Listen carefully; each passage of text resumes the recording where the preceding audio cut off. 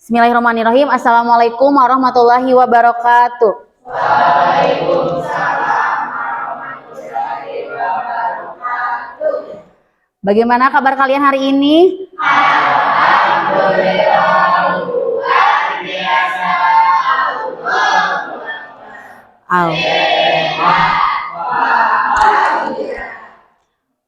Alhamdulillahirrahmanirrahim. Sebelum kita mulai untuk kegiatan pembelajaran hari ini, silakan berdoa terlebih dahulu. Siapa yang akan memimpin doanya? Sandi, silakan. Siap. Siap.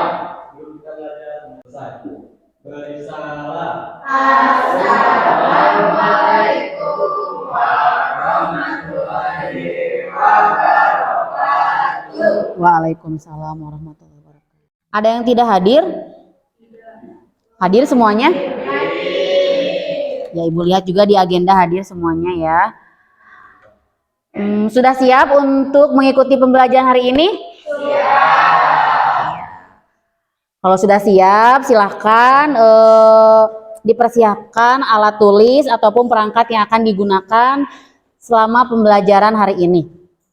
Sebelum itu, Ibu mau bertanya, apakah ada yang masih ingat materi yang dipelajari minggu sebelumnya atau minggu yang kemarin?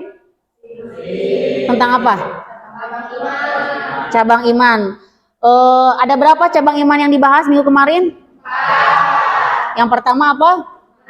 Malu, terus ikhlas,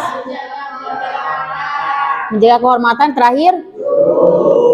Nah, ternyata lagi-lagi materi yang sebelumnya atau materi yang minggu lalu itu ada hubungannya dengan materi yang akan kita bahas hari ini. Yang akan kita bahas hari ini yaitu tentang adab menggunakan media sosial. Jadi 4 cabang iman yang kemarin kita bahas itu akan berguna atau akan sangat berguna apabila digunakan ketika kita menggunakan media sosial. Ibu mau tanya nih, selama ini HP kalian dimanfaatkan untuk apa saja? Komunikasi, terus informasi, terus nah, salah satunya itu digunakan untuk bermedia sosial. Siapa di sini yang sering menggunakan media sosial? Kayaknya hampir semuanya ya di sini menggunakan media sosial. Dari media sosial yang kalian ikuti, misalnya nih Instagram contohnya ya, kalau di sini semuanya punya Instagram, apa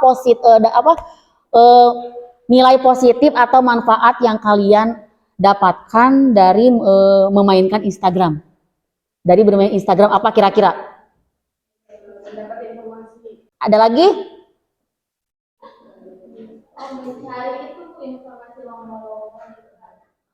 Dampak negatifnya apa? Yang kalian pikir ketika kalian bermain sosial media, ini nih dampak negatifnya. Kecanduan, terus lupa waktu. Bisa, ya bisa. Nah, berarti mengganggu kesehatan karena sering menatap layar HP mengakibatkan kesehatan kita berkurang. Apa yang akan terjadi jika kita menggunakan media sosial tanpa mempedulikan adab atau etika? Jadi menyakiti orang lain. Apa disebutnya? Hate speech ya. Nah, membuli ya. Padahal kita nggak kenal, tapi kita seakan-akan kenal, dibully gitu. Apalagi? Nah, menyebarkan berita palsu ya. Ternyata ini ya, fun fact atau informasi, ternyata yang namanya hoax itu zaman Rasulullah juga ada, sudah ada yang namanya hoax. Nah, dalam Islam untuk mensiasati ada yang dinamakan dengan tabayun. Ada yang tahu tabayun itu apa? Nah, mencari kebenaran dari suatu informasi. Nah, kalian juga harus seperti itu. Ketika bersosial media, kita menemukan informasi, jangan langsung dipercayai. Ini adapun tujuan pembelajaran yang mudah-mudahan bisa kalian capai pada kegiatan pembelajaran hari ini, yaitu kalian dapat menganalisis adab menggunakan media sosial dalam Islam serta mempresentasikannya melalui pendekatan PBL. Nah, ini dampak positif dari media sosial. Betul, yang tadi kalian katakan itu salah satunya bentuk dari dampak positif media sosial. Nah, ini dampak negatifnya. Betul, tadi kecanduan, katanya mengganggu kesehatan mental. Terus hoax, cyberbullying, dan juga pornografi. Nah, adapun dalil nakli adab menggunakan media sosial. Siapa yang mau membacakan dalil nakli? Darel, silakan Darel, baca.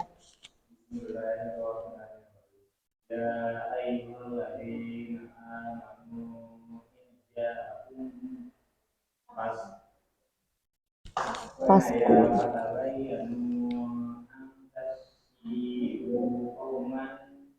Bijaha.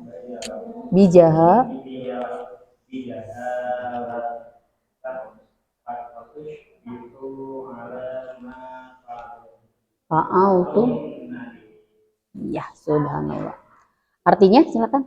Artinya, wahai orang-orang yang beriman, jika seseorang fasik datang kepadamu membawa berita penting, maka telitilah kebenarannya, agar kamu tidak mencelakakan suatu kaum karena tidak tahu Tuhanmu, yang berakibat kamu menyesali perbuatanmu itu. Quran surat Al-Hujurat ayat 49. Ya, terima kasih Darel. Nah,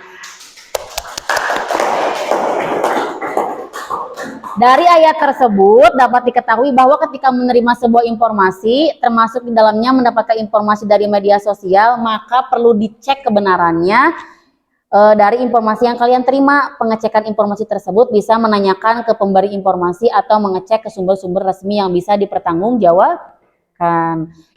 Ibu telah merangkum permasalahan-permasalahan terkait dengan penggunaan media sosial, khususnya yang dekat dengan kehidupan kalian sebagai remaja atau sebagai siswa. Dari permasalahan ini, nanti setiap kelompok membahas atau menganalisis satu permasalahan. Kelompok pertama membahas tentang penyebaran berita palsu atau hoax. Kelompok kedua membahas tentang bullying atau perundungan di media sosial, dan kelompok tiga membahas tentang ujaran kebencian di media sosial.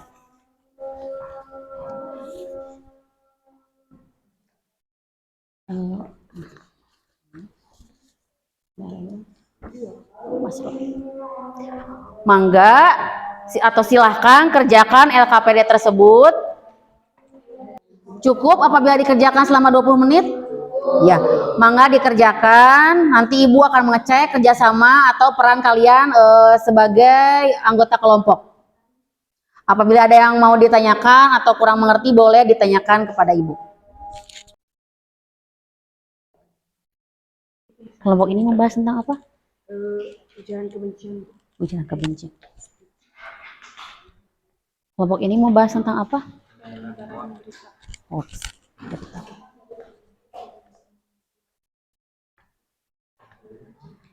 Kelompok ini membahas tentang apa? Bullying.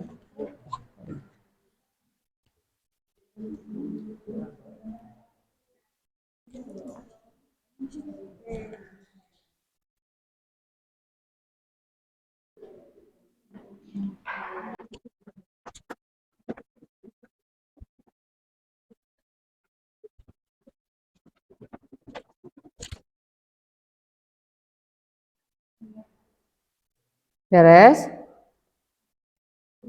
Kita ya. Waktunya 5 menit lagi ya.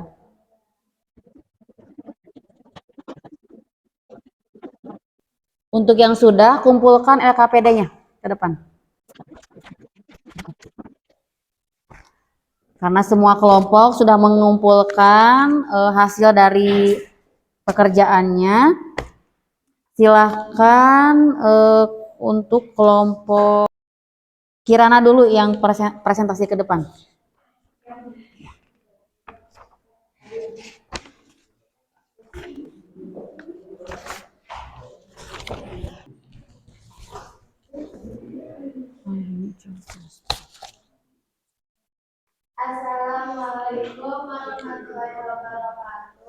Waalaikumsalam warahmatullahi wabarakatuh.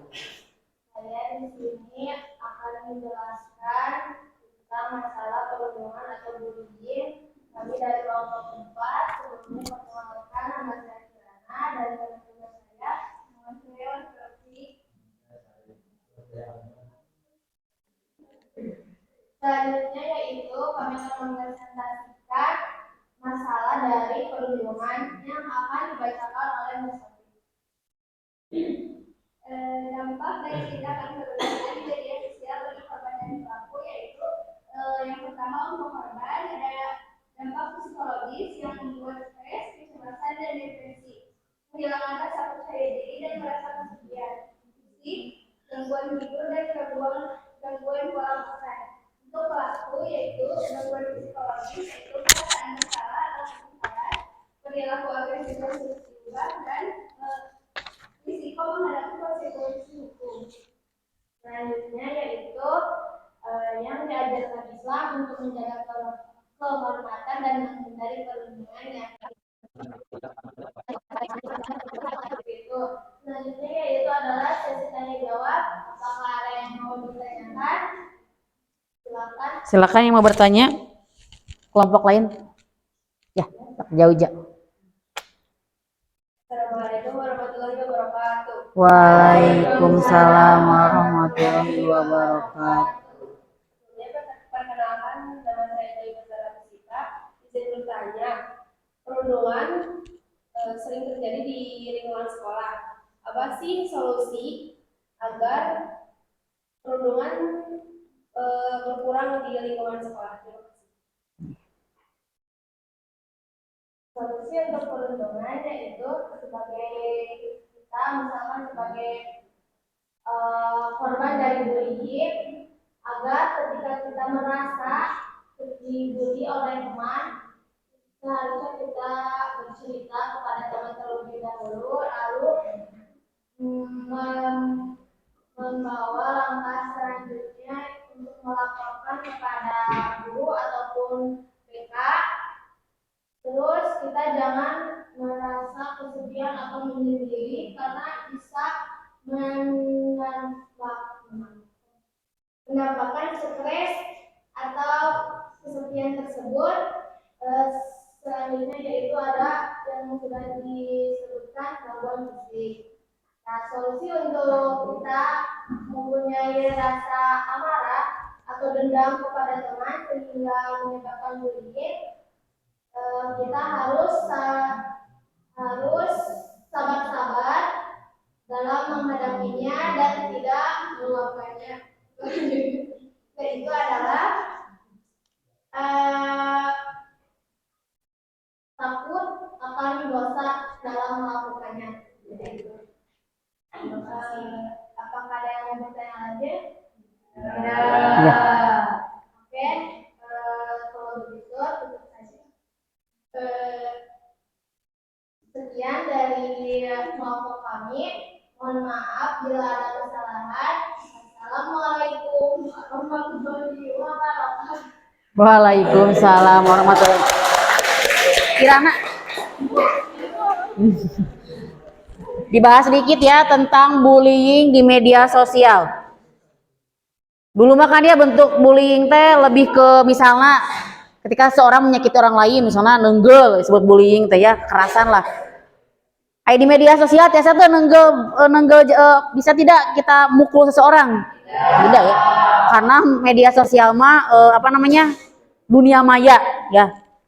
Tapi ternyata hari ini permasalahannya bullying itu bukan hanya kekerasan fisik, tapi kekerasan verbal. Itu menyerang mental orang lain, bahkan audzubillahi min dzalik, ada orang yang sampai bunuh diri, sampai stres karena dibully di media sosial. Betul tadi kata kelompok yang tadi presentasi, ketika kita mendapatkan bullying dari seseorang sekecil apapun itu harus segera diselesaikan. Misalnya kalau di sekolah tidak bisa diselesaikan oleh diri sendiri, berarti kita butuh helper atau butuh bantu orang lain. Hubungi misal wali kelas. Misalnya setelah wali kelas masih tidak bisa diselesaikan, Berarti butuh helper atau butuh seseorang yang lebih profesional, maka hubungi apa? BK.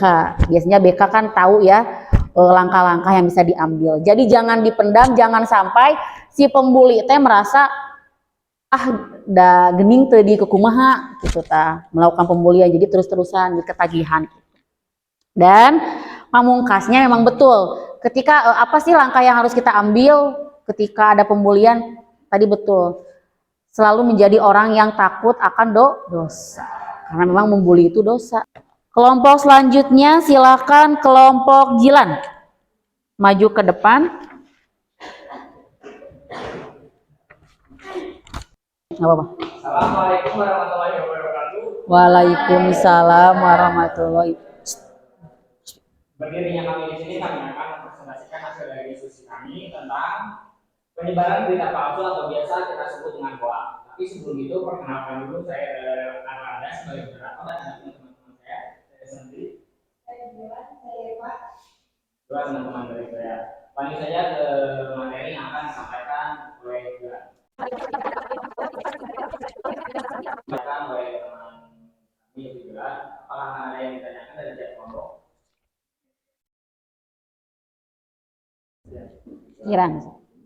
Bertanya, saya dari kelompok 2, dalam berita hoax tersebut, bagaimana caranya kita menanggapi atau memilih apakah itu berita yang fakta, benar-benar, atau hoax tersebut? Jadi menjawab, jadi bagaimana cara kita menanggapi tentang informasi yang ada, apakah itu secara fakta atau bukan. Cara kita menanggapi tentang persoalan informasi tersebut adalah dengan cara mencari sumber-sumbernya apakah sudah jelas, terlihat benar, dan tidak ada hoax sama sekali. Jadi harus jelas gitu. Misal seperti ada informasi viral, kita carilah apa seperti sumber-sumbernya di berita-berita yang sudah pasti, dari sumber-sumber yang sudah pasti gitu. Itulah salah satunya. Masih banyak juga kayak menurut kita ini informasinya sekiranya sesuai dengan syariat Islam tidak, sesuai dengan ranah hukum tidak. Apabila tidak sesuai, ya mungkin itu berita hoax atau palsu. Apakah puas? Ya. Ya, dari presentasi kelompok kami, mohon maaf bila ada. Oh, maaf, lupa kesimpulan. Kesimpulan akan dibacakan oleh Firman. Jadi kesimpulannya, menyebarkan berita palsu di media sosial dapat merusak kepercayaan masyarakat, memicu kepanikan, merugikan individu atau kelompok, memperkeruh konflik sosial serta mengancam keamanan. Jadi ayo gunakan media sosial dengan bijak. Jadi itulah kesimpulan yang dapat kelompok kami simpulkan. Mohon maaf bila banyak kekurangan. Dan wassalamualaikum warahmatullahi wabarakatuh. Waalaikumsalam. Ya, terima kasih untuk kelompok 1 yang sudah membahas tentang berita palsu atau hoax di media sosial. Alhamdulillah semua kelompok sudah presentasi ke depan. Dari pemaparan atau dari kegiatan pembelajaran yang tadi, ada tidak dari kalian yang mau atau yang ingin menyimpulkan materi yang sudah kita pelajari? Arni, silakan. Assalamualaikum warahmatullahi wabarakatuh. Waalaikumsalam warahmatullahi wabarakatuh. Sebelumnya ingin memperkenalkan diri, nama saya Arina Julia. Saya di sini akan sedikit menyimpulkan materi yang sebelumnya sudah dibahas.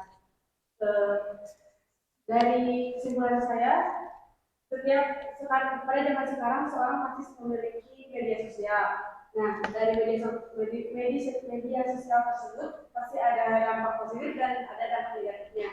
Nah, kita bisa memilih media sosial yang baik. Bagaimana cara kita menggunakan media sosial tersebut?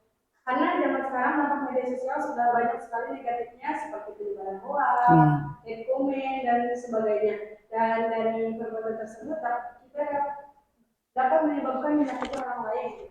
Jangan sampai penggunaan media sosial kita itu dapat menyakiti orang lain, orang yang kita kenal maupun tidak dikenal. Jadi kita sebagai muslim kita harus bisa memilih memilah media sosial yang baik dan penggunaannya yang baik.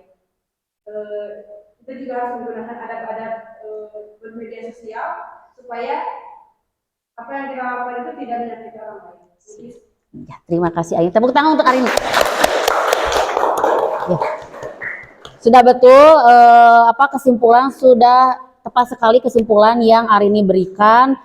Jadi pesan dari Ibu, jadilah seseorang pengguna media sosial yang bijak, karena segala sesuatu pasti ada manfaat dan madorotnya, tergantung orang yang menggunakannya. Apabila digunakan dengan positif, maka akan menghasilkan sesuatu yang baik, tapi apabila digunakan dengan negatif, akan menghasilkan yang madorot, gitu ya. Bagaimana perasaan kalian selama mengikuti kegiatan pembelajaran hari ini? Seru. Mudah-mudahan ada manfaat, ada informasi-informasi baru yang kalian peroleh dari kegiatan hari ini. Ibu juga melihat presentasi kalian sudah cukup bagus, sudah sangat bagus, dan sudah sangat interaktif. Tepuk tangan untuk kita semua. Sebelum ditutup, silahkan kerjakan dulu untuk soal evaluasinya.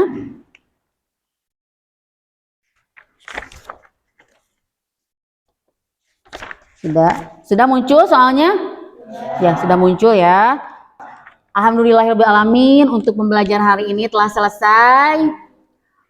Satu lagi dari Ibu, pernah mendengar adab sebelum ilmu? Pernah ya, mendahulukan adab sebelum ilmu. Nah, rasanya cukup pas juga kata tersebut digunakan untuk materi hari ini, yaitu adab sebelum bermedia sosial. Jadi jangan sampai kita menggunakan media sosial tapi kita belum tentu ilmu menggunakannya. Jangan sampai jadi bumerang lah ya. Terima kasih untuk untuk partisipasi dan untuk perhatiannya untuk pembelajaran hari ini. Sebelum ditutup, mangga Sandi pimpin dulu doa. Siap. Bersalah. Assalamualaikum warahmatullahi wabarakatuh. Waalaikumsalam warahmatullahi wabarakatuh. Billahi taufiq wa hidayah. Wassalamualaikum warahmatullahi wabarakatuh. Waalaikumsalam.